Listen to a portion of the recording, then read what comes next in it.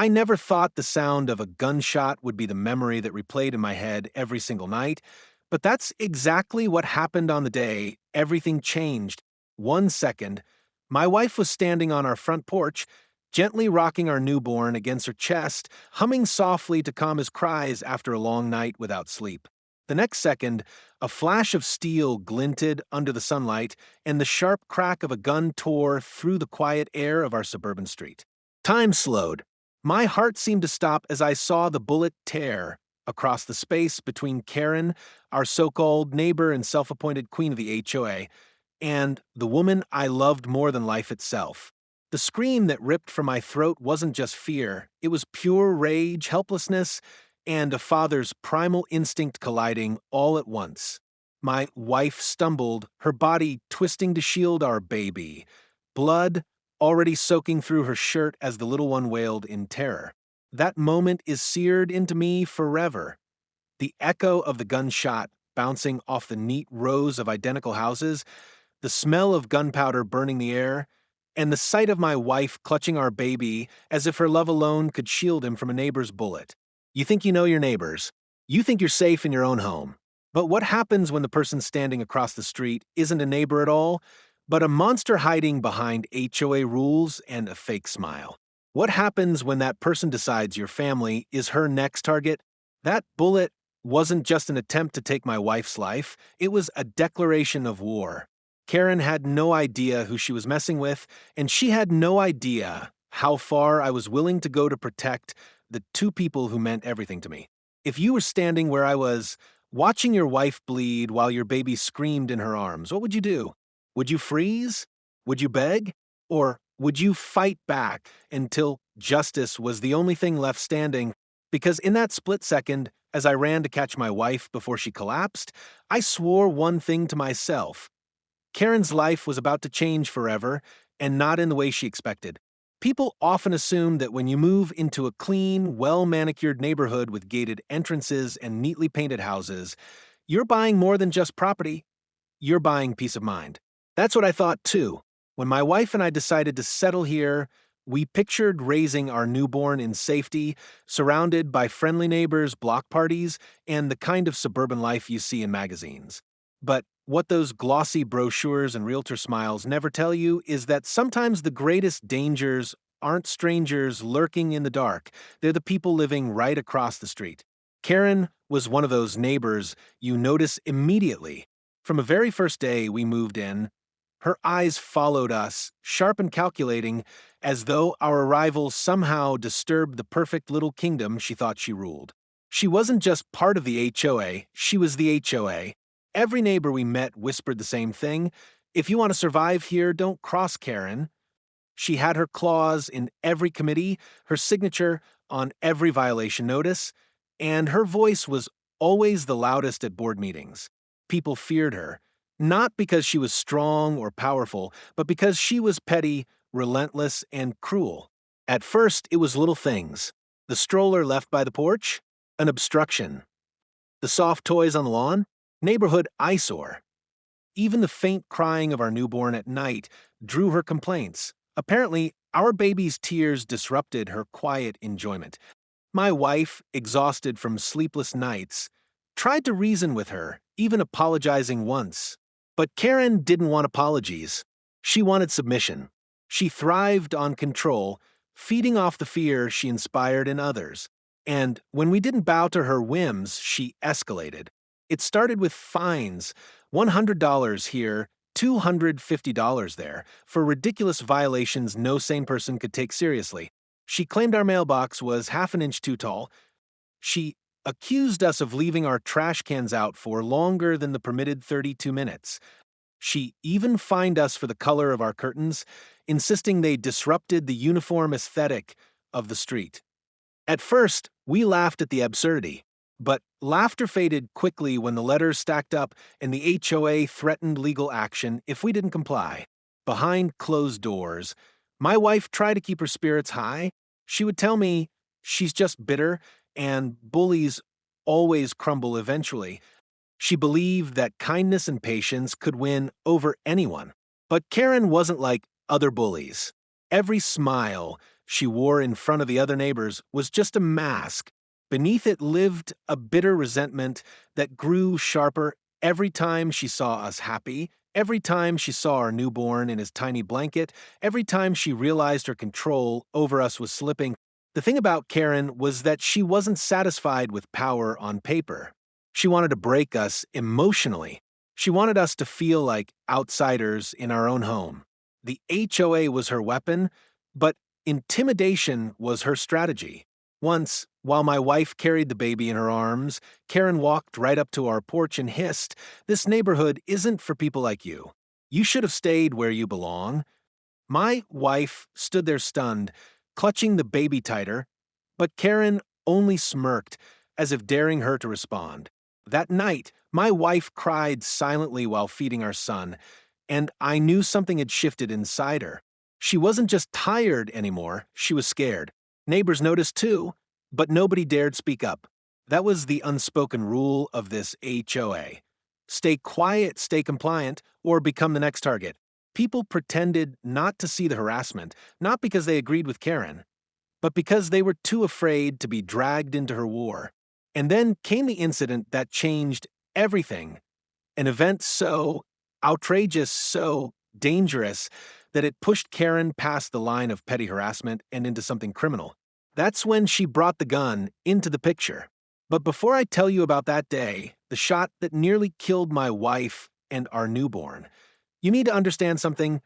Karen's hatred wasn't sudden. It was planted, watered, and nurtured like a weed from the moment we moved in. It was only a matter of time before that weed grew sharp enough to strangle. The weeks that followed were like living in a pressure cooker, with Karen turning up the heat one petty violation at a time. It was no longer about rules, it was about domination. Every time I thought things couldn't get worse, she found a new way to remind us that we were living in her neighborhood. She wanted us to feel small, powerless, and unwelcomed. And for a while it worked. My wife, once so full of warmth and confidence, began double-checking everything before stepping outside. Was the stroller parked too close to the driveway? Were the baby's toys too visible? Even the sound of laughter felt dangerous, because if Karen heard it, she'd find a way to ruin it. The HOA letters escalated from ridiculous to hostile. One morning, I opened a bright yellow envelope that declared we were being fined $500 for improper lawn maintenance. The absurdity? We didn't even have a lawn, it was a patch of freshly laid sod installed by the builder. But Karen claimed it was inconsistent with neighborhood standards. I knew the truth. It wasn't the grass she hated. It was us. Then came the stroller incident. My wife had left the stroller at the bottom of the porch for 5 minutes while she ran inside to grab the baby's blanket. When she came back, Karen was already there, standing over it like a vulture circling prey. "This is a violation," she sneered. My wife, exhausted and trying to keep her composure, explained it was only temporary. Karen bent down, grabbed the stroller, and shoved it onto the sidewalk. "Temporary violations lead to permanent consequences," she said coldly, before walking away as if nothing had happened. That night, my wife couldn't stop shaking. She whispered, "What if next time it isn't the stroller she grabs?" Her paranoia wasn't unfounded. Karen's harassment took on a darker edge. We'd catch her lurking at the edge of our property late at night, clipboard in hand, as if she was inspecting us like livestock. Once, she followed my wife while she was walking the baby in his stroller, muttering under her breath about unfit parents. Another time, she stood at the edge of our driveway, phone raised, taking pictures of our child's car seat as if documenting evidence for some twisted case she was building in her head. Neighbors began to notice, though most stayed silent. A few offered hushed words of sympathy when Karen wasn't around, but their eyes darted nervously, afraid she'd find out they'd spoken to us. One older woman whispered to me, "She's done this before. She always picks a family, pushes them until they break, and then drives them out." Hearing that sent a chill down my spine. Because we weren't going anywhere. This was our home, and I wasn't going to let Karen win. The turning point came when Karen stormed onto our porch in broad daylight, shouting about the baby's toys left on the lawn. My wife, holding our son in her arms, tried to reason with her. "They're just toys," she said softly. But Karen's eyes darkened with a rage I'd never seen before. She jabbed a finger in my wife's face and hissed, "You people don't belong here. You think this neighborhood is yours, but it's mine, and I'll do whatever it takes to prove it." Her voice cracked with venom, loud enough for half the street to hear. My wife stepped back, clutching the baby tighter, while Karen's smirk widened, as if feeding off the fear she caused. That night, I sat at the kitchen table staring at the stack of fines and notices, my fists clenched. My wife sat across from me, rocking the baby with tears running silently down her cheeks. I promised her, "I'll protect you both, no matter what it takes." But even as I said it, I knew Karen wasn't going to stop with papers and threats. She wanted to break us, and if intimidation wasn't enough, she would find another way. I wasn't wrong. A few days later, the harassment escalated into something that shattered any illusion of safety we still had left. Karen didn't just want to scare us anymore. She wanted to hurt us. The morning it happened felt deceptively normal, almost calm, like the silence before a storm. The sun was bright, the air was crisp, and for the first time in weeks, my wife and I thought maybe, just maybe, we could enjoy a day without Karen breathing down our necks. She had been unusually quiet for the past 2 days, no fines, no shouting, no passive-aggressive notes taped to our door. But quiet, I would learn, wasn't peace, it was preparation. My wife was on the front porch with our newborn, swaying gently as she hummed the same lullaby her mother had once sung to her. I was inside, pouring myself a cup of coffee, when I heard it, Karen's voice, sharp and cutting, slicing through the morning air like a blade. "You don't belong here. I told you I'd make you leave." At first, I thought it was just another rant, another storm of words we'd have to endure. But the sound that came next froze the blood in my veins, the metallic snap of a gun being cocked. I dropped the mug, it shattered across the kitchen tile, and sprinted to the door. The scene that met me will never leave my mind. Karen stood at the edge of our driveway, eyes wild, hands trembling as she pointed a pistol directly at my wife, who was clutching our baby so tightly her knuckles had gone white. For a second, it felt like the world stopped spinning. Neighbors peeked from behind curtains, frozen in shock, but no one moved. No one spoke. It was just us, Karen, and the weapon she held with murderous intent. "Put him down." Karen screamed, her voice cracking with rage. "You think you can ruin my neighborhood with your noise and your trash? You think you can defy me?" My wife shook her head, her lips trembling, but her body standing firm as she shielded our son. "Please," she whispered, "he's just a baby," but Karen wasn't listening. Her finger tightened on the trigger, and before I could reach them, before I could throw myself between them, the gun went off. The sound of that shot split the world in half. Birds scattered from the trees, the baby let out a piercing scream, and my wife gasped, stumbling backward as a bloom of red spread across her shirt. The cup of coffee was still hot in my hand when I dropped it, shattering on the porch as I rushed forward, grabbing her before she collapsed. The baby cried louder, his tiny fists trembling as my wife clutched him desperately, even as blood dripped down her arm. "No!"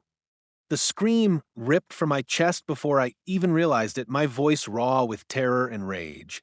My wife's eyes fluttered, her face pale, but even in that moment she whispered, "He's safe, don't let her near him." My heart broke and hardened all at once.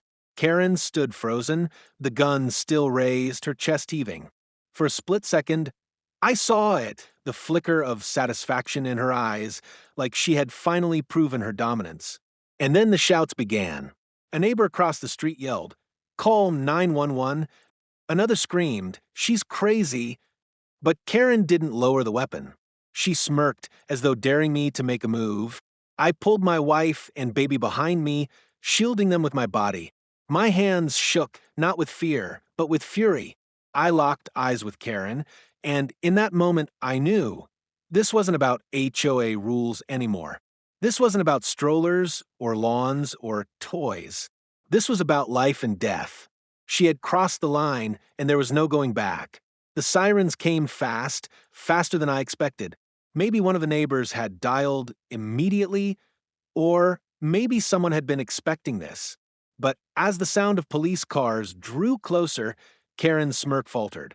She lowered the gun, just slightly, but her voice stayed venomous. This isn't over. You think you've won, but you haven't. I'll finish this. And with that, she dropped the gun in the grass and raised her hands, as though she hadn't just tried to murder a woman holding her child. The officers swarmed the street, tackling her, shouting commands, pulling the weapon away. Neighbors poured outside, their faces pale with shock. Some rushed toward me, trying to help as I pressed my hands to my wife's wound, begging her to stay awake. Stay with me. Please, just stay with me. I whispered over and over as the baby's cries filled the air. That day, the mask Karen had worn for years, the perfect neighbor, the HOA queen, the untouchable tyrant, was ripped away. What stood beneath wasn't just ugly. It was evil. And as the ambulance doors slammed shut behind my wife and newborn, I made a silent vow. She thought the gunshot was the end of the story. But for me, it was only the beginning. The ride to the hospital was a blur of flashing lights, pounding heartbeats, and whispered prayers. I sat in the back of the ambulance, gripping my wife's hand as tightly as I dared while cradling our baby against my chest. Her blood stained my shirt, warm and sticky, a terrifying reminder of how close I had come to losing everything. The paramedic kept assuring me, "She's stable, sir. We're doing everything we can." But all I could hear was the echo of that gunshot and Karen's venomous words. This isn't over. Hours later, after emergency surgery, the doctors finally told me the words I'd been desperate to hear. She was going to live. The bullet had missed anything vital by inches.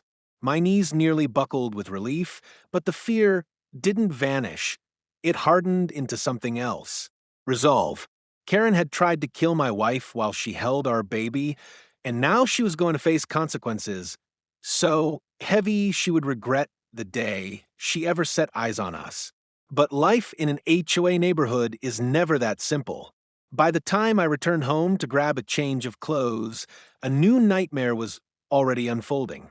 The HOA board had gathered in an emergency meeting, without inviting me, of course, and when I walked into that room, the scene nearly made me laugh from the sheer audacity of it. Karen wasn't in handcuffs. She wasn't cowering with shame.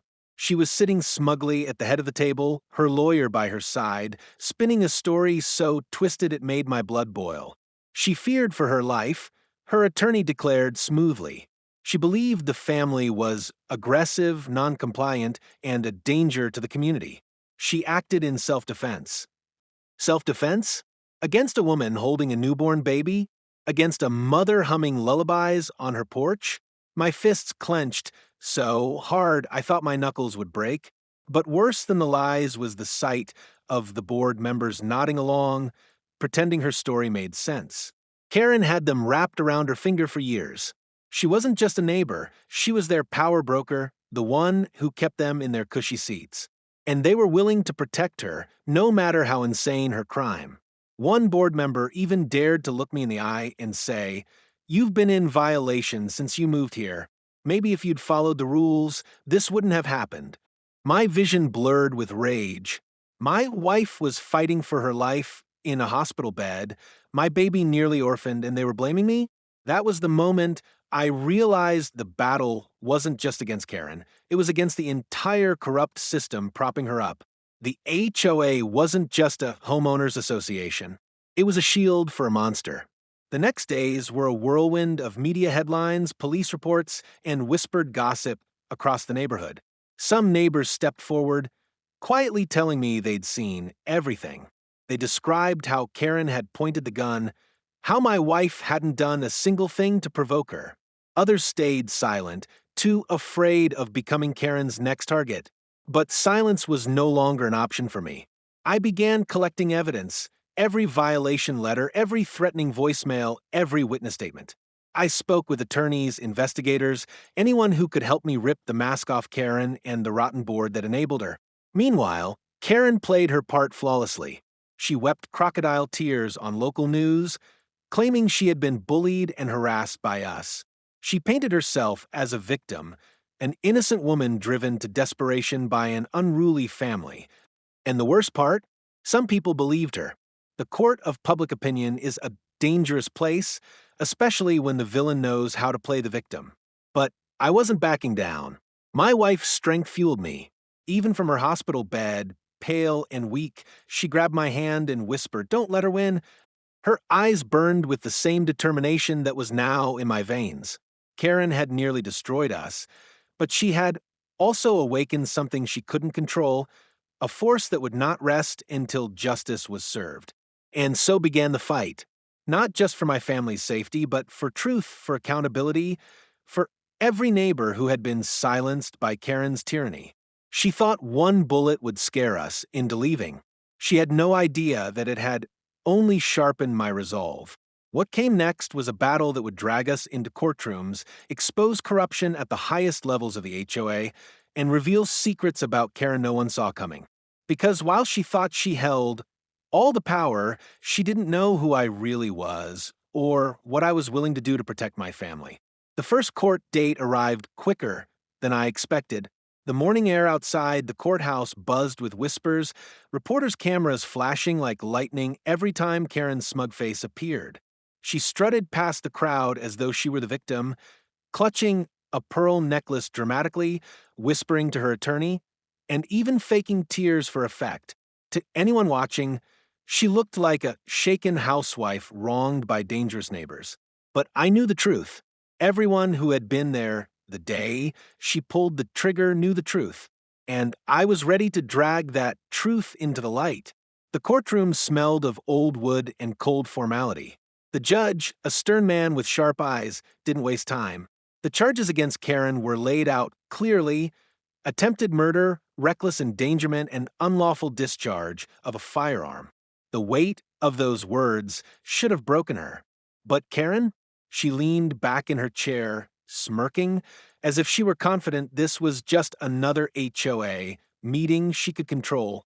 Her lawyer painted her as a victim from the start.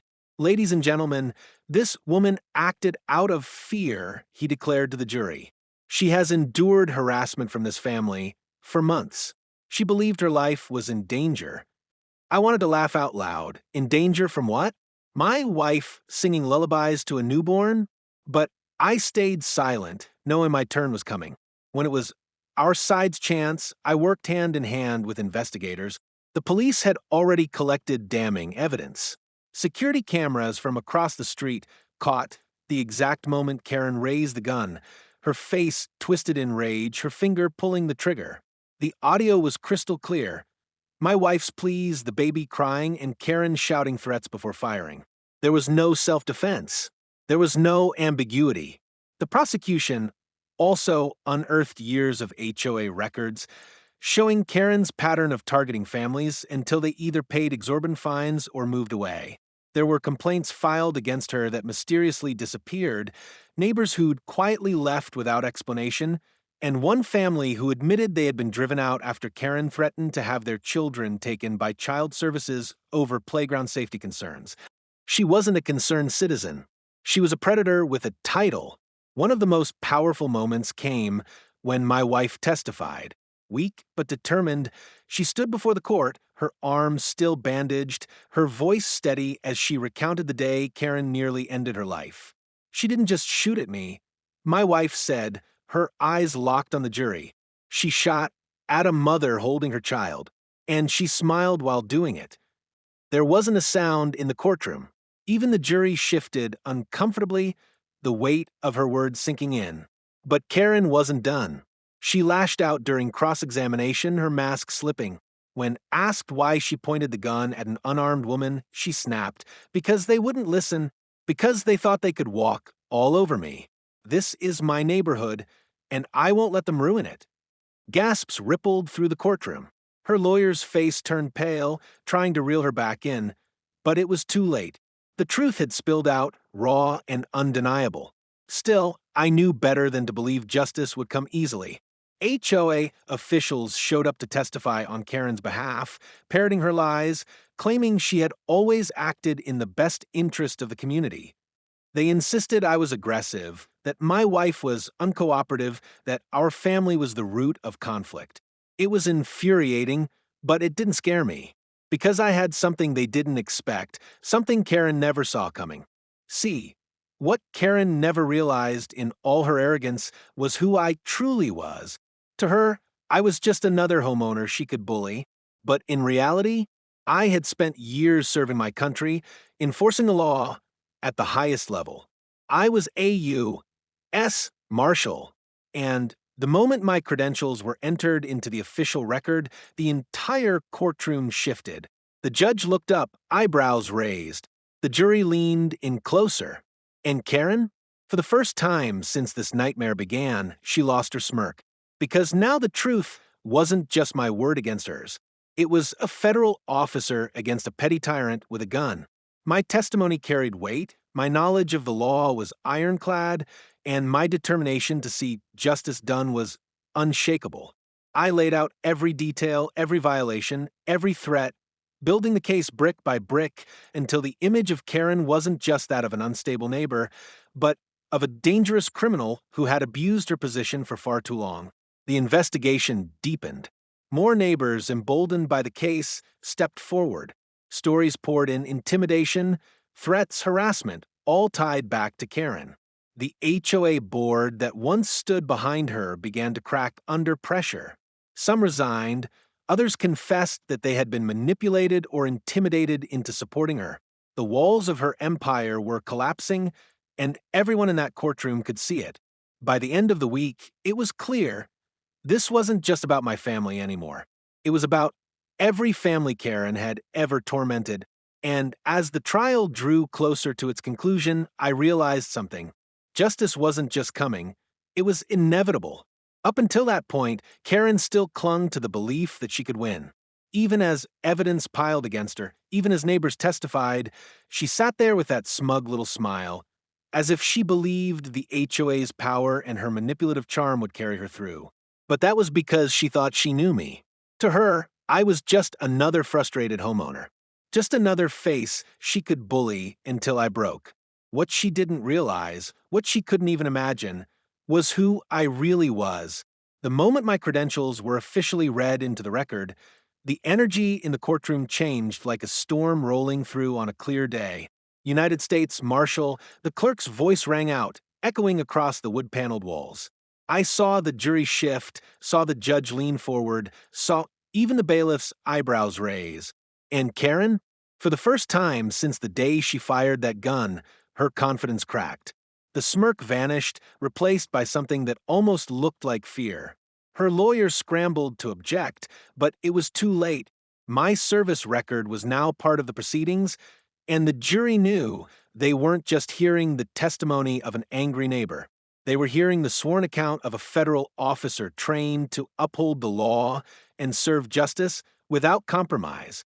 Suddenly, every word I spoke carried weight Karen couldn't counter. I stood before the court and laid it all out.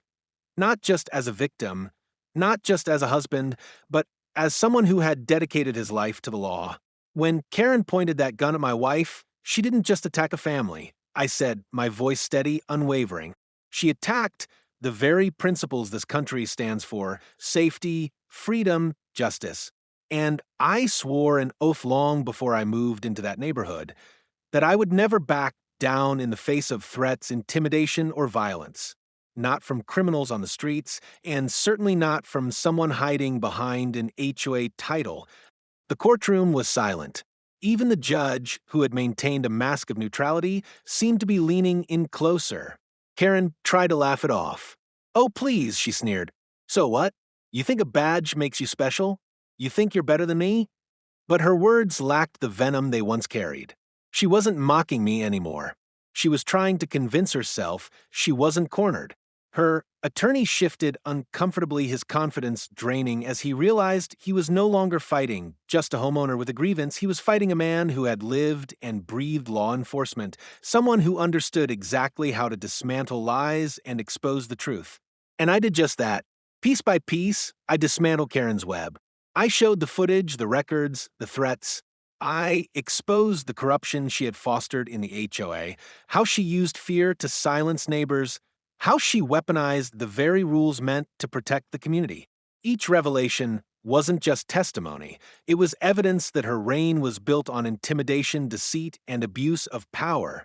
By the time I was done, the jury wasn't looking at her with sympathy anymore. They were looking at her with disgust, and Karen could feel it. Her posture shrank. Her eyes darted nervously. The mask had fallen completely.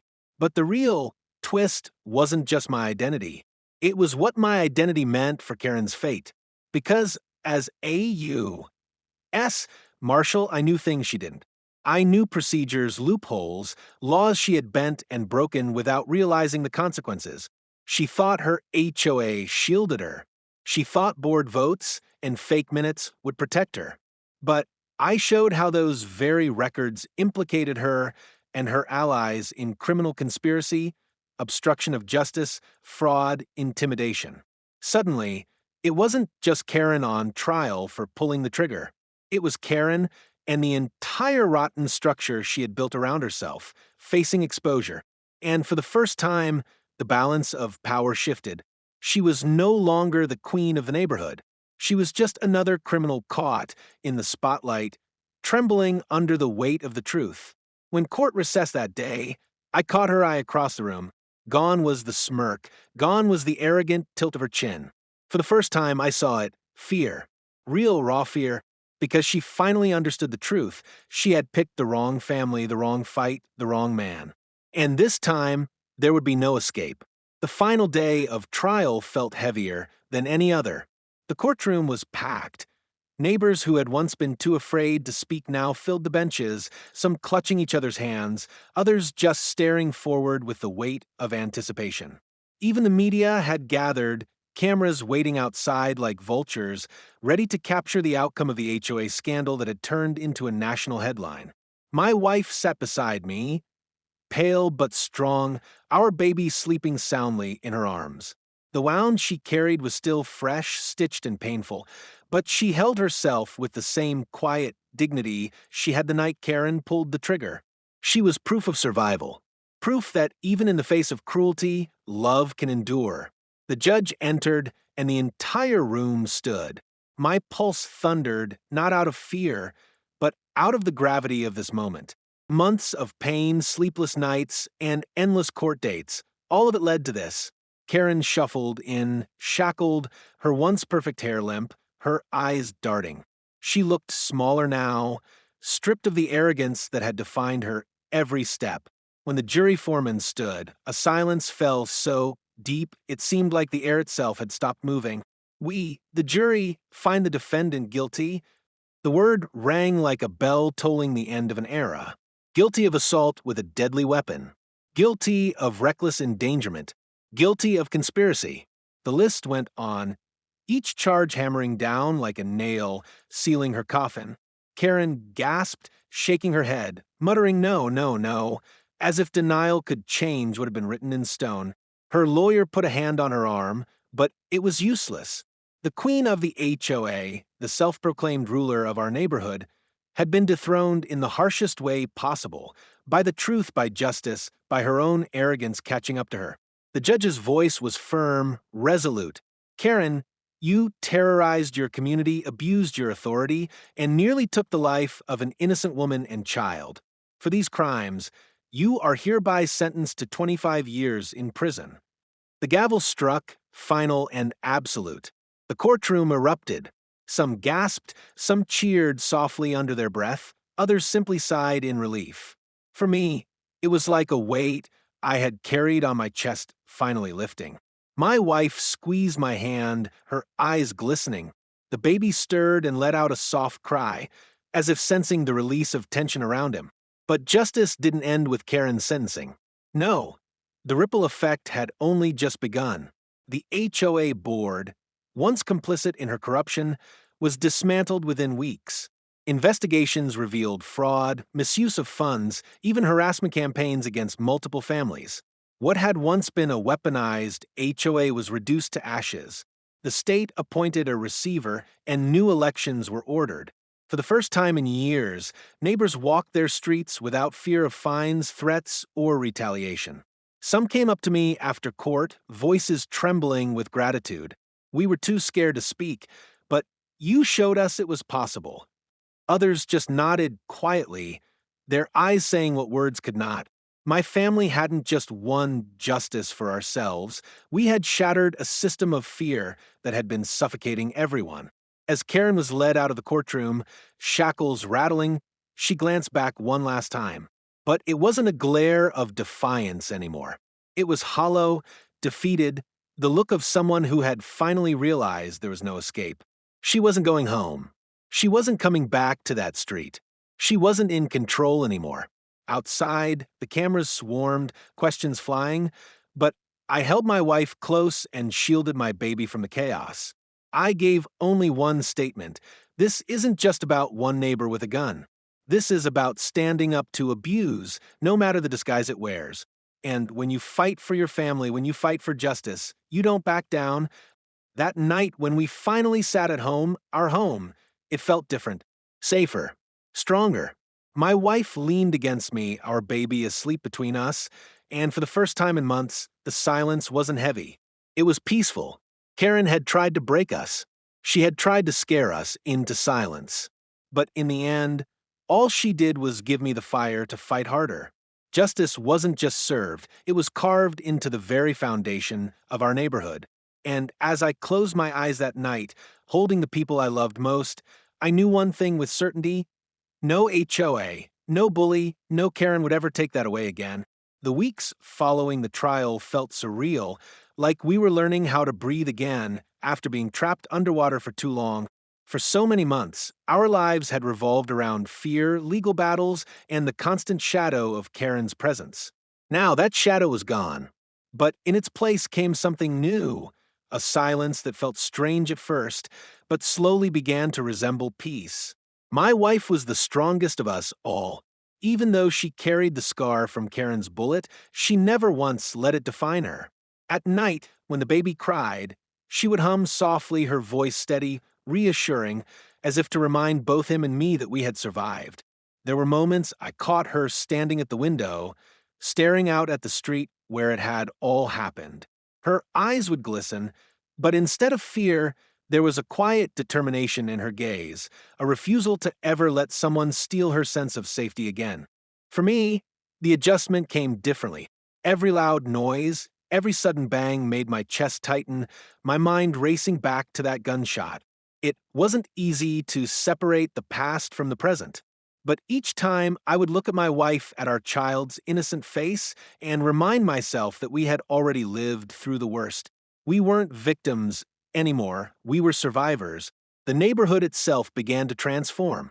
The air felt lighter, conversations on the sidewalks became longer, and neighbors who once avoided eye contact began stopping by to talk. For the first time, people were opening up about what they had endured under Karen's reign: fines for minor infractions, threats of foreclosure, harassment for speaking out. Stories spilled like water breaking through a dam. And in every story, I could hear echoes of the fear that had kept them silent for so long. But fear was no longer the language of our community. Something new was taking its place: solidarity. Families began working together to repair fences, paint houses, and clear the communal spaces Karen had once used as her throne. Barbecues reappeared in backyards. Kids rode their bikes freely without being chased down for noise violations, and laughter returned to the streets like sunlight breaking through clouds. The first time we brought our baby out to a neighborhood gathering, people cheered softly, some even clapped, not for us, but for what we all represented: survival, resilience, hope. One of the older neighbors, a man in his 70s who had lived there longer than anyone, put a hand on my shoulder and said, "You didn't just fight for your family. You fought for all of us." His voice cracked as he added, "We'll never forget it." At home, I kept replaying moments in my head: the sight of my wife bleeding, the echo of that gunshot, the sight of Karen's smirk. But I also replayed something else. The moment the gavel fell, the relief in my wife's eyes, the sound of our neighbors cheering when the HOA was dissolved. Trauma doesn't disappear overnight, but every new day brought a piece of healing with it. My wife and I often stayed up late talking about the future, about what kind of life we wanted to give our son. We promised each other that he would grow up knowing the importance of courage, the value of standing up for what's right, and the truth that even in the darkest moments, love can be the strongest shield. And perhaps the most unexpected part was how much closer it brought us together. We had always been strong, but now we were unbreakable.